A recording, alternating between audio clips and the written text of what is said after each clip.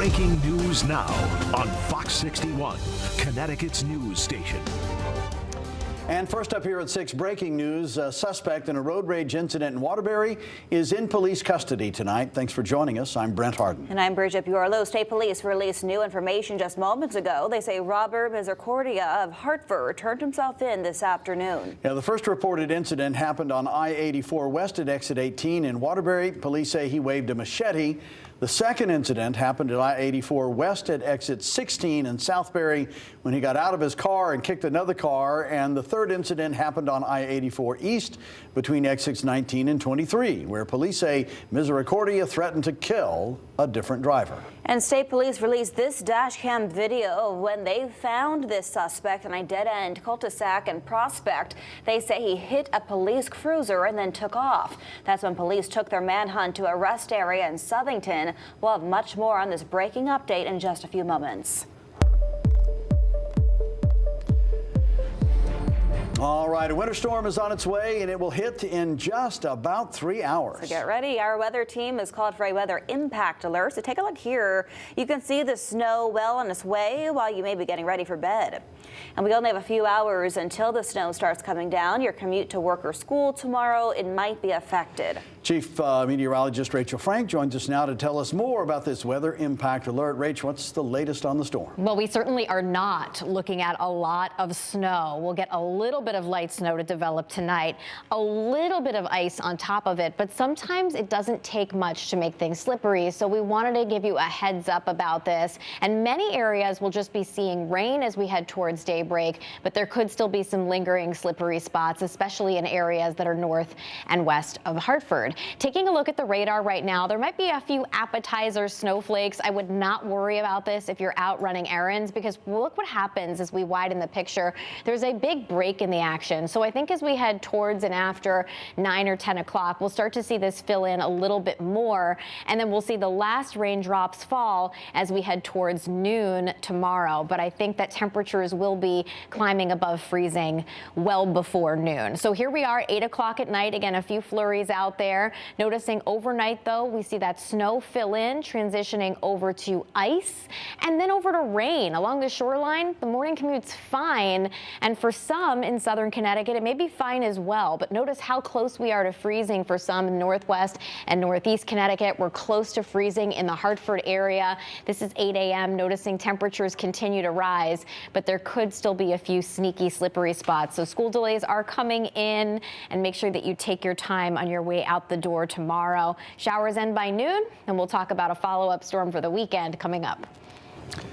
Thank you, Rach. And just download the free Fox 61 News app and make sure those push notifications are on. We'll keep you updated on this overnight winter storm. All right, back now to that breaking news. A suspect in a road rage incident in Waterbury is in police custody tonight. State police say Robert Misericordia of Hartford turned himself in this afternoon, and they say there were 3 incidents that happened yesterday along the I-84 area in Waterbury. State police released this dashcam video when they found him on a dead-end cul-de-sac in Prospect. They say he hit a police cruiser and then took off. That's when police took their manhunt to a rest area in Southington. And new tonight, video of the woman who could do nothing but watch behind the wheel as a man threatened her and bashed her car. Fox 61's Jamel Johnson spoke with one of the road rage victims and shares her side of the story. Road rage. Something that countless people have lost their lives over. Allison McIntyre is grateful that she still has hers. An orange Civic came up behind me and clearly wanted to move faster than I did. I moved over. I was on my way to work in Southbury. He got next to me, kept trying to run me off the road. I was doing my best to avoid him. He finally got in front of me and just slammed on his brakes, put his car in park, just got out. He kicked the hood of my car.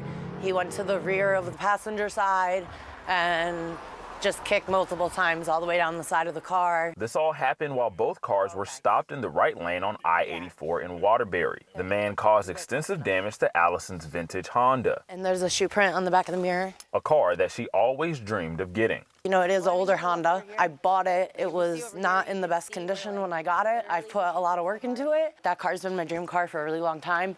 So like it just It sucks because, like, you know, I know there's a chance that the insurance may total it out because of the extensive damage. That's almost worse than the whole situation. Now, every time she walks out of her home, But he was kicking it, like, over here in the corner. she's reminded of the senseless violence she's still trying to process. The whole thing is just, like, so crazy, you know, like, I'm not going to be able to wrap my mind around it, but, like, it's just mind-boggling. Allison says she believes it goes deeper than road rage.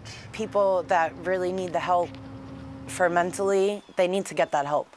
I think that's where, like, the big focus in this should go. You could tell he just mentally was not in the right state of mind when he was doing that, you know. In Waterbury, Jamel Johnson, Fox 61. They'd be yelling and screaming and angry. All right, Jamel, thank you. New tonight, a man sits in a jail cell right now after police say he went on a drunken rampage at a gas station in Newtown. Police say he waved a gun around and even urinated and exposed himself. And police say he also threatened an employee with these guns. Take a look.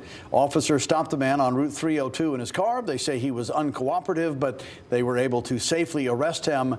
The man now faces several charges and is scheduled to appear in court tomorrow.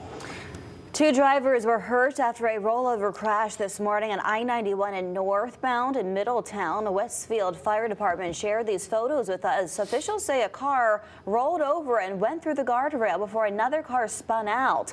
Firefighters say Good Samaritans pulled the drivers out of the vehicles before they got there. Both drivers were taken to the hospital, we're told, with injuries.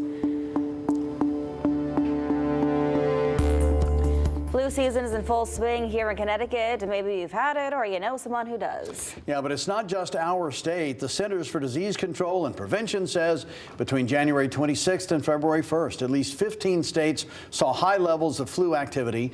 The CDC says this is the worst flu outbreak it's seen in 15 years, and it's not expected to slow down anytime soon. This is the worst in terms of flu numbers we're seeing since the 2009 swine flu pandemic. Dr. Syed Hussein with Trinity Health says while COVID-19 and RSV cases are down, flu cases are running rampant. Most states around the nation are high to very high, including our region here. There are 15 states that are showing an upward trend, whereas the rest of the country is showing a slightly downward trajectory in terms of new flu cases that are popping up. Dr. Hussein says the uptick coincides with low vaccination rates, both in children and adults. This is the lowest numbers of vaccination in children we're seeing in 6 years. He says the best way to prevent the flu is getting vaccinated. Monica Doshi and William Cross agree. I think you should get your flu shot if you're able to. Hopefully you're more protected than if you would be had you not had it. Get the flu shot because you can protect somebody from getting the flu. Bonnie McCarthy says it also depends on how much contact you have with other people. I work from home, so I'm not exposed to a lot of people. I have friends who work for, preschools, and yeah, they get sick more often. Lauren Barber is a medical student. She says while there's always a risk with vaccines, the benefits outweigh them in the end. You have to look at the data, and the data tells us that there's worse outcomes when it comes to the flu itself. Other ways to prevent flu: wash your hands, wear a mask if you're in a big crowd, wipe surfaces with disinfectant, don't touch your eyes or your mouth with your hands. And if you do get sick, stay home and make sure that you reach out to your healthcare provider to see if you're eligible for Tamiflu, for instance, if you do test positive for influenza. Dr. Hussein says even if you've already had the flu this season, it's still not too late to get a vaccine.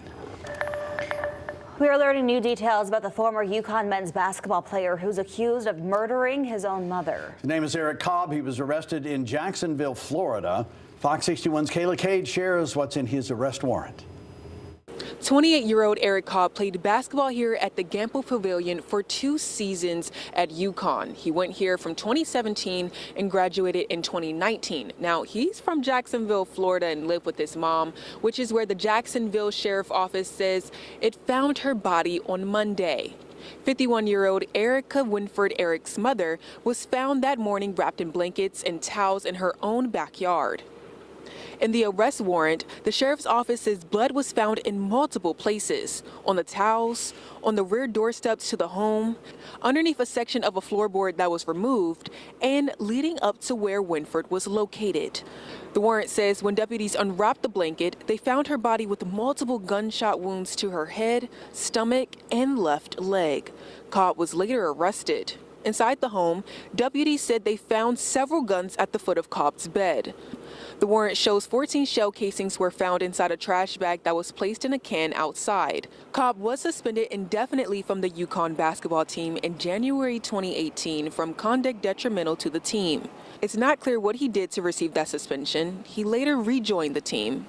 We spoke with students on campus about both incidents. Crazy. Insane. It's crazy to see someone from UConn doing something like that. Not something you would expect to happen, I don't think, at all. So, or here every day, for that matter. Officers spoke with neighbors in the area about what they heard. Complainant advising that they heard someone screaming, "He's going to kill me." We have a separate complainant who advised they heard multiple gunfire. Officers also talked with friends of Winford. In the warrant, Melvin Brown told officers he hung out with her on Sunday.